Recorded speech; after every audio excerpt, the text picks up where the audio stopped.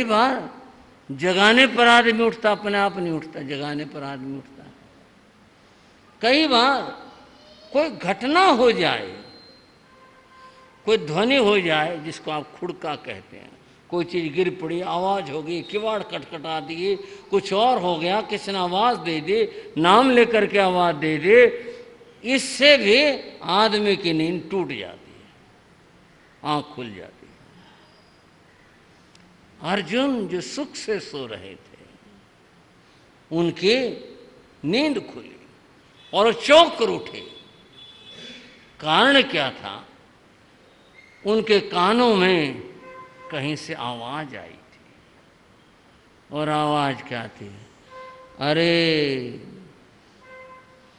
कोई मेरी आवाज सुनता हो तो, कोई दयालु हो मेरे पर दया कर दो, मैं सर्दी में ठिठुर रहा हूं, मुझे कोई कपड़ा दे दो, मैं भूखा हूं, मुझे खाना दे दो, अरे मैं अंधा हूं, मैं भटक रहा हूं, कोई मुझे ठिकाना दे दो। रह रह करके ये आवाज आ रही थी।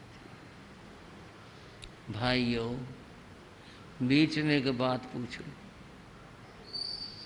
किसी ने ये आवाज सुनी हो? कई बार सुनने में आ जाती है, तब क्या भाव आता है? अरे दुनिया यूं मक्कर भरती है, ठगती फिरती है, छोड़ो ना, अपना काम करो। एक कहता है अरे कुछ दया करो, दूसरा का छोड़ो विचार कर, दुनिया किसका किसका दुख दूर करोगे, किसका किसका भला होगा। कई ऐसे भी होते हैं, नहीं भाई, इस बेचारे की मदद करनी चाहिए। कई लोग मदद के लिए भी चले जाते हैं, अपने अपने भाव, अपने अपने विचार हैं। सब तरह के लोग हैं दुनिया के अंदर। ऐसे भी हैं जो इसको ढोंग और पाखंड मानते हैं, और ऐसे भी हैं कि जो किसी की मदद कर देते हैं। आप अगर मेरी बात को ध्यान से सुन रही हैं तो आप पूछें हम क्या करें, हम कौन समय जाके खड़े हों? क्योंकि दुनिया में दोनों बातें ऐसी भी हैं, किसी की मदद कर दो, कुछ पैसे अगर दे दिए जाकर के दारू पीते, ऐसे भी हैं दुनिया में, मना तो नहीं कर सकते। सर्दियों में कई बार प्रेरणा दे करके संत भी समाज में कंबल बंटवा देती हैं। कई भाई कहते हैं वो ये कंबल हमारे दुकान पर आ लेते हैं घूम फिर करके। इन बातों को देखें तो लगता है ये बेकार है, कुछ नहीं मदद करनी चाहिए किसी की। एक तो ये पहलू है, और दूसरा ये पहलू है भाई अपने करने पार उतरना। जो करेगा वो पाएगा, जो धोखा देगा, झूठ बोलेगा और इस तरह के कपट करेगा, इसका फल वो जाने। हमने तो दया भाव करके उसके लिए कुछ काम कर दिया, हमारी भावना तो यूं है अपने अपने भाव है, वो बात फिर अधूरी रहेगी। हम क्या करें? मैं इस बात का उत्तर एक शब्द में दे रहा हूं। वो शब्द क्या है? कोश में एक पंक्ति आती है, शब्द कोश में, संस्कृत कोश में, कृपानुकंपा अनुक्रोशो हंतोक्ति करुणा दया। इतने सारे शब्द दया के अर्थ में प्रयोग हुए। कृपा, किसी को कुछ देना, कृपा करना। एक शब्द आया अनुकंपा। क्या शब्द आया? अनुकंपा किसे कहते हैं? अनुकंपा का अर्थ है दूसरे का दुख देख करके अपना अंतर कंपित। हाय बेचारा कितना, ओहो कितना दुखी, कितना अपना दिल कांप उठा, इसका नाम अनुकंपा है। क्या नाम इसका? ये दया के अर्थ में ही है, अनुकंपा। अपने इन भावों का मर्दन मत करो इन बातों में कि भाई दुनिया यूं करते, दुनिया तो पता नहीं क्या क्या करती है। आप हैं, आप कौन से हरिश्चंद्र बन करके जीते हैं, कितनी त्रुटियां आपके जीवन में भी हो सकती हैं।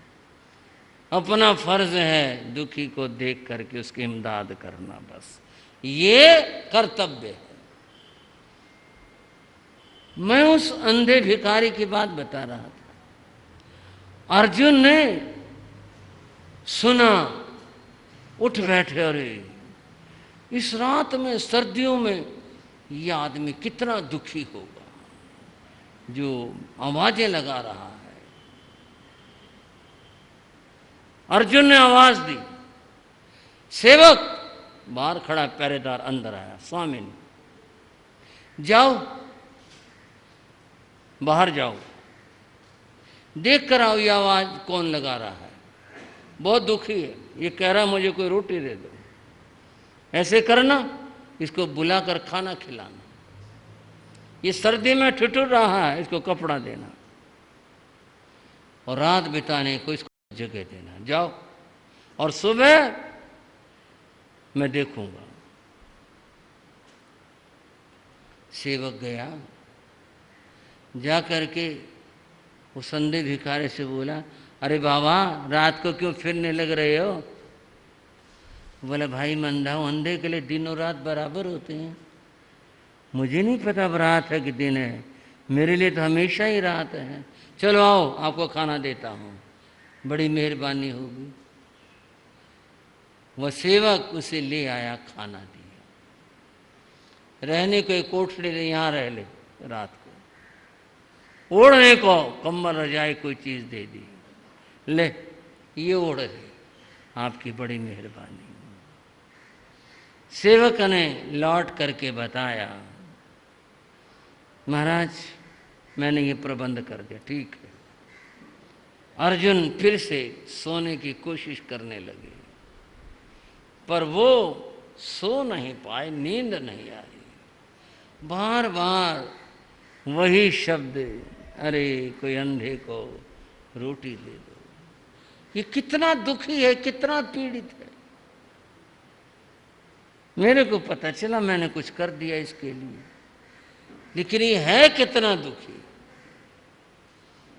बंधुओं, इस मन की और भावनाओं के बात बड़े विचित्र होते हैं। ये तो बात मन के बस आगे बढ़ते बढ़ते बढ़ते बहुत आगे निकल गई। और क्या निकल गई? श्री कृष्ण हमारे भगवान हैं। भगवान तो वो होता है जो सर्वज्ञ और सबको जानता हो। तो क्या उनको अपने ज्ञान में ये नहीं पता कि सर्दियां हैं और एक आदमी ठिठुरने लग रहा है, सड़क पर अंधा दुखी हो रहा है? क्या उन्हें इसका नहीं पता? विचार है।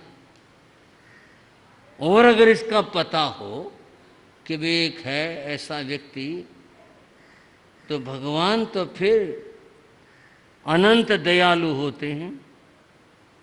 उनको इसके प्रति दया नहीं आई कि भी इतना दुखी आदमी है, इसकी कुछ मदद करवा दें। दया नहीं आई। और दया आने के बाद भी कुछ इसके लिए नहीं किया, तो इसका मतलब परमात्मा तो सर्वशक्तिमान होता है, वो सर्वशक्तिमान कहाँ हुए? इसके लिए कुछ किया ही नहीं किया। ये तो बात बड़ी उलझन की हो गई। श्री कृष्ण भगवान हैं या नहीं हैं? कोई गलत ना सोच लेना भाई, जैन साधु श्री कृष्ण की भगवत्ता में, ये तो कथा सुना रहा हूं और कुछ संदेश है वो आपको बताऊंगा मैं। इसके भीतर में ये समझ नहीं आई बात। मैं कल द्वारका चलूंगा और द्वारका जाकर के इसका बात का निर्णय करवा के लाऊंगा कि ये मामला क्या है। वो आदमी इतना दुखी और पीड़ित, और आपने उसके लिए कुछ भी नहीं किया। रात यूं करवट लेते हुए बीती। सुबह हुई, अर्जुन तैयार हुए, कहा मेरा रथ लेकर के आओ। रथ आ गया, सारथी आ गया। अर्जुन रथ में बैठे और कहा दौड़ा दो इसको, द्वारका चलना है। रथ दौड़ पड़ा और आखिर शाम होते द्वारिका पहुंच गए। अर्जुन कृष्ण के महलों में गए।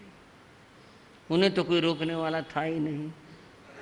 कोई द्वारपाल, कोई व्यक्ति, उन्हें कौन रोकता। सीधे गए, अंदर गए। कृष्ण बैठे हुए थे, नमस्कार किया। आओ अर्जुन, बिना सूचना के और कैसे क्या बात हुई? आओ बैठो। भगवान, मैं आपके पास नहीं बैठूंगा। क्यों, क्या बात? कोई नाराजगी? बोले नाराजगी नहीं, आज आपका सखा अर्जुन नहीं आया, तो एक जिज्ञासु अर्जुन आया है, और जिज्ञासु हमेशा नीचे बैठता है, मैं यहां बैठूंगा। यहां बैठो, बोलो क्या बात है, क्या जिज्ञासा है? उसने कहा, मुझे आपकी भगवत्ता में संदेह हो गया। कहो। रात की घटना सुनाई और पूछा, अगर आप सर्वज्ञ हैं तो आपको दिखाई नहीं दिया वो दुखी आदमी, और अगर दिखाई दिया तो आपको दया नहीं आई, और अगर आपको दया नहीं आई तो आप दुख दूर नहीं कर सकते, आप में सामर्थ्य नहीं है। इसलिए मुझे संदेह हुआ, भगवान तो अनंत ज्ञानी होते हैं, भगवान तो अनंत कृपालु होते हैं, और भगवान तो अनंत सामर्थ्यवान होते हैं। इन तीन बातों को मैं आप पहचान नहीं पा रहा। अच्छा, कोई बात नहीं, आपको मैं समाधान देता हूं इस बात का। बैठो। अर्जुन बैठ गए थे। कृष्ण उठे, अर्जुन से कहा, ध्यान लगाओ। अर्जुन ने ध्यान लगाया। श्री कृष्ण ने अपने दोनों हाथ उसके सर पर रख दिए और योग माया का प्रयोग किया। अर्जुन तो गहरे में चला गया, जिसको लोक भाषा में तो नींद कहें, लेकिन वो योग माया से भीतर में चला गया। भीतर में जा करके वह एक दृश्य देखता है। और दृश्य क्या था? दृश्य था एक नगर है, उस नगर के अंदर एक बड़ी ऊंची हवेली है, बड़ी सुंदर, बड़ी ऊंची, और वहां पलंग के ऊपर एक सेठ बैठा हुआ है। उसे देखता है, ये इसका मालिक है। वो अपने अंतर में ही देखते हैं, ये इसका मालिक है, ठीक है। और देखा तो ज्ञात हुआ, इस इतनी बड़ी हवेली में तीन ही प्राणी रहते हैं। सेठ है, उसकी धर्मपत्नी सेठानी है, और एक उनका छोटा बालक है। 5-7 वर्ष की उम्र कुल है इसकी, और बालक खेलता रहता है। इस घर की वही रोशनी है, इस घर की वही आशा है, क्योंकि बड़ी उम्र में सेठ को ये पुत्र प्राप्त हुआ था। उनके यहाँ कोई पुत्र नहीं था, बड़ी उम्र में प्राप्त हुआ। हर वक्त सेठ और सेठानी उसी को देखते रहते, उसे खिलाते रहते, उसके कार्य में लगे रहते। उसके लिए नौकर रखा हुआ था, हर वक्त जो उसका ध्यान रखता था, सब तरह से उसका ध्यान रखा जाता था। अर्जुन देखते हैं, एक दिन वो बालक घर से बाहर निकला, और घर से बाहर निकला, उसके कुछ साथी मिल गए उसकी उम्र के, और बच्चे गली में खेलने लगे, और खेलते खेलते दूर निकल गए। दूर निकल गए, सेठ का बाग था शहर के बाहर, वो खेलते बाग तक जा पहुंचे, और बाग में गए। बाग के माली ने पहचान लिया, ये तो छोटा सेठ है।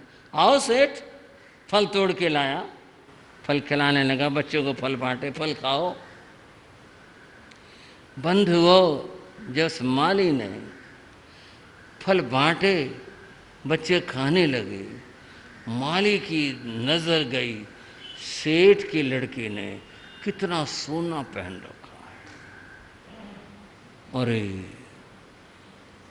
हमारे पास तो सारी जिंदगी हो गई, एक भी ऐसी कोई चीज गले में पहनने की मेरे पास, पत्नी के पास, बच्चे के पास, हमारे पास तो नहीं। और ये इतना सोना पहने हुए, थोड़ा सा बीच में। ये प्रदर्शन अच्छे भी नहीं होते। ठीक है, मैं किसी के लिए कोई टिप्पणी या कोई ऐसा भी नहीं सोचे वे महाराज के मुंह से निकला, ऐसा नहीं, सहज आपसे बात कर रहा हूं। इस तरह के प्रदर्शन अच्छे नहीं होते कि बहुत सारे जेवर गले में पहन लिए, हाथों में डाल लिए। हमारे बहनें तो करती हैं, कई भाई भी इस प्रकार का। ये कुछ नहीं होता इन प्रदर्शनों से, ये अच्छे भी नहीं होते। अच्छा यही होता है, धर्म के काम करो, कुछ अच्छे काम करो, वो उससे आपकी पहचान बनेगी कि ये बहुत बड़ा सेठ है, इससे कुछ नहीं होता है। इस तरह की चीजें प्रदर्शित करने के लिए ऐसे आभूषण इतनी मात्रा में धारण नहीं करने चाहिए। माली की नजर पड़ गई, देखो कितना सोना है। माली का मन बुराई की ओर चला गया। माली ने इतने सारे खूब सारे आम लिए, और जो साथ नौकर आया था कहा, भाई साहब ले जाओ, क्या फर्क पड़ता है, यहाँ तो बाग है, बच्चे खा लेंगे, ले जाओ। वो तो इसी में लालच में आ गया, इतने सारे आम मिल गए इसको। बोले अच्छा, बच्चों से बोला घर चले जाना सीधे सीधे। बोले चले जाएंगे हम, और वो ले करके अपने घर चला गया। क्योंकि इतने सारे आम लेकर अगर कोठी पर जाता तो शायद से टोक देता कि बाग से इतने सारे आम लाया, तो एक खा ले, दो खा ले, चार खा ले, इतना ढेर लाया है। उससे बचने को वो तो अपने घर चला गया। बच्चे खेलने लगे। माली ने सेठ के लड़के से कहा, सेठ आओ, उधर वाले आम और भी अच्छे होते हैं, और तुझे खिला के लाऊं, चल तू उधर। और यूं उन बच्चों से अलग कर लिया।